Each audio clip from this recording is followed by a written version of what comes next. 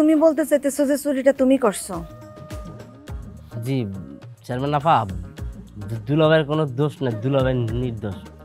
চুরিটা আমি করছি। তুমি কি শিওর? তাহলে এই কথাটা ওই দিন বলো নাই কেন? তখন সাহস আয়নে দেখে কইতারি না। তাহলে হঠাৎ করে তোমার এত সাহস কে দিল বদরুল, যে একেবারে দল বল নিয়ে আমার বাড়িতে চলে আসছো চুরির কথা স্বীকার করার জন্য? আপনি এত পেঁচাইতেছেন কেন? সে তো স্বীকার করছে সে একজন চোর, তারপরে তো পেঁচানোর কোনো মানে বুঝতেছি না। তুমি এত খাবো কেন? নতুন বউ আদর যত্ন করে না ঠিক মতো না?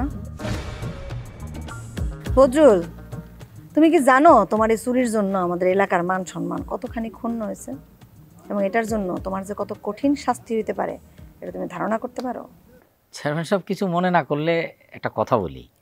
বদরুলের যদি চুরির দায়ে কঠিন শাস্তি হয়, তাহলে আমি যে চুরি না করেও শাস্তি পাইলাম, চোর সাব্যস্ত করা হইলো আমাকে, এটার জন্য তো গ্রামের অনেকেরই কঠিন শাস্তি হওয়া উচিত।